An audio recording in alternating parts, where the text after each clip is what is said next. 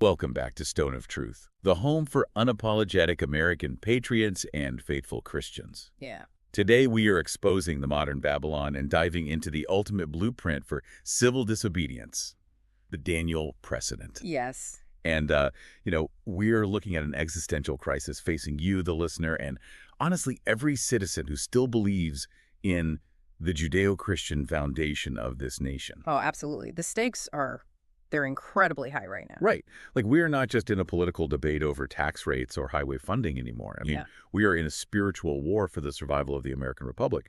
And it's currently under this sustained assault by a radically secular, globalist administrative state. Yeah, and to really understand how to fight back against that, we're doing a deep dive today into a set of strategic documents that are circulating right now within the America First movement. Right. And these documents, they deconstruct Daniel chapter 6 because, this isn't just some children's Sunday school story about a guy in a den of lions. No, not at all. It's actually a masterclass in political maneuvering. Like, it exposes the eternal friction between absolute state power and individual religious liberty. Yeah, it's essentially the ultimate operational manual for the modern Christian patriot, to resist mandates and secular tyranny. Exactly. And I think we need to set the stage in ancient Babylon and Persia first because the structural parallels to modern Washington, D.C. are just, well, they're staggering. Oh, they really are. Yeah. So Daniel is this high-ranking official, right? He's an incorruptible, righteous outsider who's operating within this sprawling,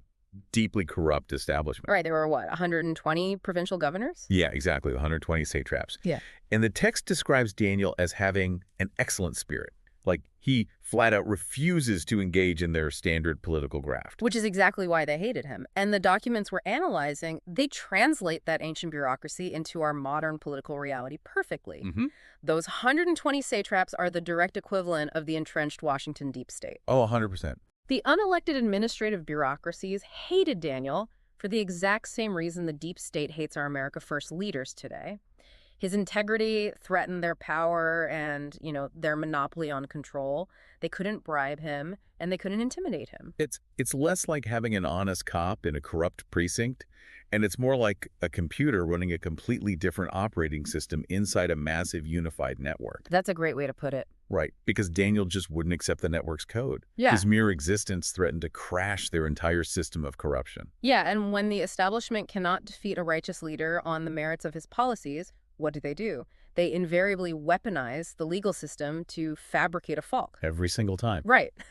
They searched Daniel's administrative record and found zero negligence. Nothing.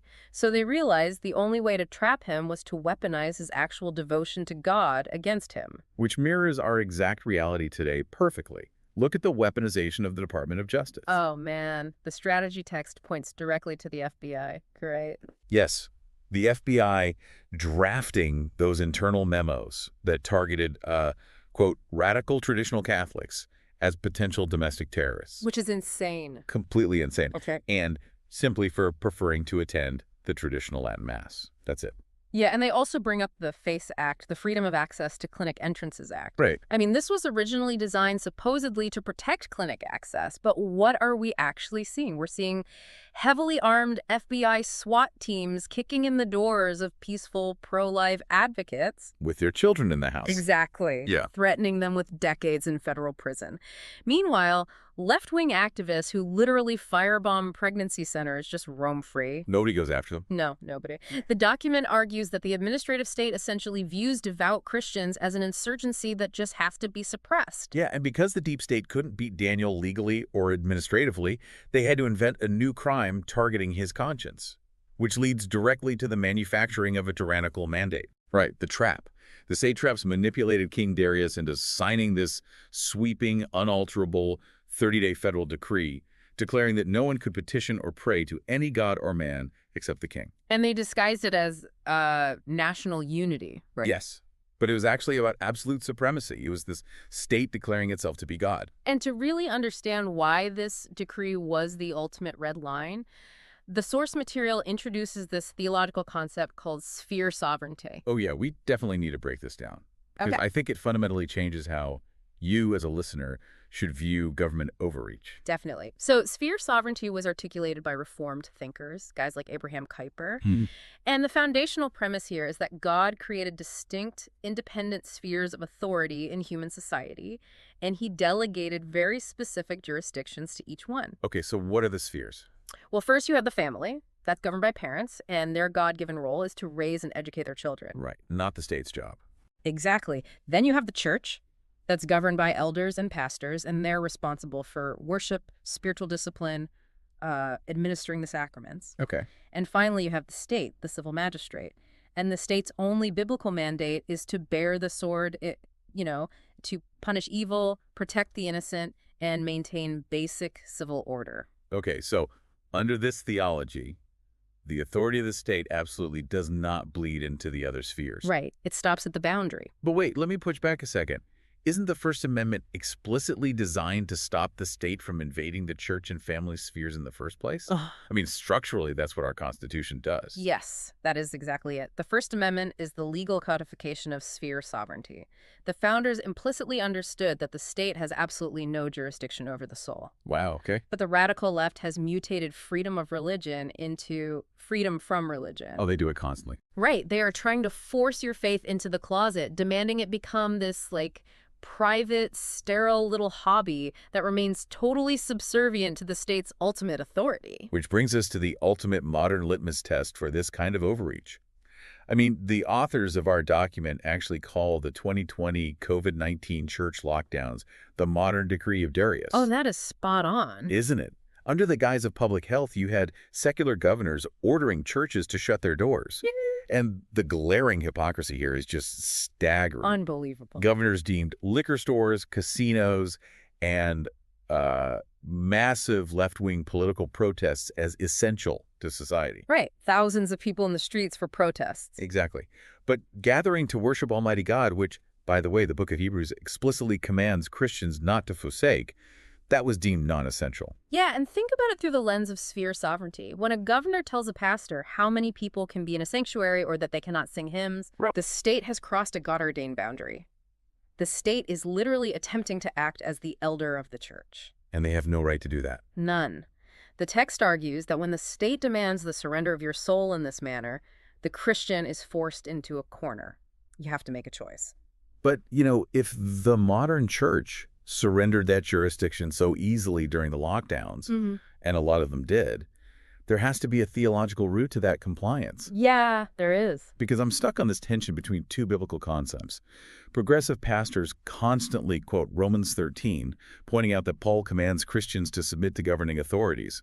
So how does this strategy document bypass that command to just obey the law of the land? Well, the document calls out a persistent weakness in modern seeker-sensitive churches.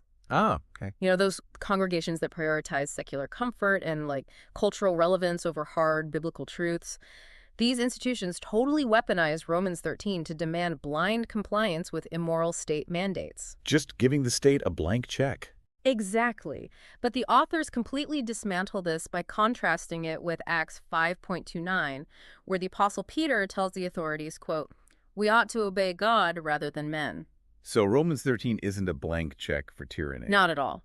The theological argument here is that Romans 13 only applies to a just government that is acting within its God-ordained limits. Ah, that makes sense. When a government leaves its sphere and commands what God forbids or forbids what God commands, its authority is nullified. Period. Wow. Unquestioning obedience to an overreaching secular state is not a Christian virtue. According to this framework, it is cowardice, and ultimately it's idolatry. Because you're putting the state above God. Right. Which brings us back to Daniel's blueprint for defiance in chapter 6, verse 10. Because the precision of his response is just incredible. I mean, Daniel knew the law had been signed by the king. He knew the trap was set. He was fully aware. Right. Yet he went home, went to his upstairs room, opened his windows toward Jerusalem, and prayed on his knees 3 times a day, quote, as he did aforetime. Yes. And notice what Daniel didn't do. All right. He didn't close the shutters. He didn't decide to just, pray silently in his mind to keep the peace and avoid offending the secular culture. Right. He didn't try to hide his faith. Because changing his behavior to appease the state would have been a tacit admission that the state actually had authority over his prayer life. Wow. He rejected compromise entirely. By practicing quiet, calculated, and devastating civil disobedience, he signaled that the king's decree was completely illegitimate. But defiance like that guarantees a collision. I mean, if you refuse to close your window, you are going to draw the attention of the state. Defiance has a massive cost, and it leads straight into the lion's den. Yes, it does. And for the 21st century citizen listening to this deep dive right now, the document clearly outlines what the modern lion's den looks like. Yeah, we are facing a new paganism. The modern lions are forced speech and the radical LGBTQ and transgender ideologies dominating federal institutions in corporate America today. It's everywhere. It really is. When a Christian teacher is fired and stripped of their pension for refusing to use biologically false pronouns, or a Christian baker is sued into bankruptcy by the state for refusing to bake a custom cake for a same-sex wedding, they are facing the lions. Because the theology behind this is rooted in Genesis 1.27. God created them male and female. To say men can become women or to comply with corporate mandates forcing you to pretend otherwise is a direct denial of the Creator's design. It's spiritual treason. Right. Yielding to the Caesar of woke ideology is spiritual treason. And this is exactly where the strategy document connects the ancient text to the Meiji and America First movements. Because the era of the polite, apologetic conservative is dead. It completely failed to conserve anything. Well, it conserved absolutely nothing. Right. The text argues we need leaders with the spirit of Daniel, men and women who will not flinch at media outrage and who flatly refuse to bend the knee to corporate ESG and DEI mandates. And for those unfamiliar, ESG stands for Environmental, Social, and Governance Scores. And DEI is Diversity, Equity, and Inclusion. Right. These are basically corporate credit scores used by massive financial institutions to force companies to adopt left-wing policies, or else they risk losing their funding.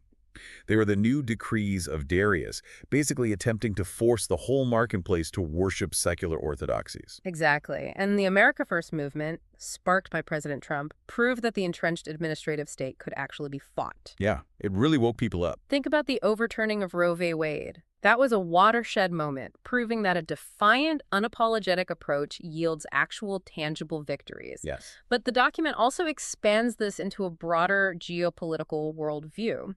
They point out that a nation without borders is not a nation at all. It is an empire. And in the biblical framework, empires inevitably become Babylon. Which is why they view globalism as Babylon. Because a borderless world governed by the UN, the WHO, and the World Economic Forum requires the ultimate centralization of power. It is quite literally a modern Tower of Babel. It really is. An extreme centralization inevitably demands the kind of state worship that sphere sovereignty strictly forbids. So in this light, American nationalism isn't just a political preference, It is a necessary protective bulwark against an antichrist globalist new world order. Spot on. And with all of that theological and political groundwork laid, the document transitions into strategic action steps. Because this isn't just about understanding the problem intellectually, it's about what you, the listener, must do in your own community right now. Right, we have to act. The strategy is highly localized. First, they argue you must become the satraps of your own counties. Yeah, so think about your local school board. This document isn't asking you to just march on Washington, D.C. It's asking you to become the ultimate authority in your own zip code. Start locally. Right. You need to flood school board meetings, run for open seats, and systematically remove explicit, hypersexualized materials from the public libraries. You take back the territory inch by inch. And the second step involves law enforcement. The text calls for backing constitutional sheriffs. Oh, this is huge. It really is. Under the 10th Amendment, powers not delegated to the federal government are reserved to the states and the people. A constitutional sheriff understands that they are the highest law enforcement officer in their county. They can, and absolutely should, interpose and refuse to enforce unconstitutional federal mandates, whether that is an illegal gun grab or a tyrannical health lockdown. And then there is the economic strategy, right? Building a parallel economy. This is crucial. When corporate America and big banks are allied with the secular state, they will eventually try to starve you out. Oh, they're already doing it. Yes. We've already seen conservatives completely debanked, having their credit cards canceled and their accounts frozen just for their political views. So, to survive, the movement must build its own infrastructure. This means actively supporting independent anti-woke banks, It means using Christian-owned payment processors, building independent technology and server hosting platforms, Yeah. and creating local food supply chains directly with your local farmers. The mechanical goal here is pure independence. When the system turns on you, you cannot be reliant on their supply chains for your family's survival. Absolutely. And finally, there is a call to action for the churches. The strategy demands that pastors stop delivering soft, therapeutic sermons designed just to entertain people. No more tickling ears. Right. Instead, they must preach with the courage of the Black-Robed Regiment. During the American Revolution, the Black-Robed Regiment was the British nickname for the courageous American clergy who preached liberty from the pulpit and then literally marched into battle with their congregations. Wow. Right.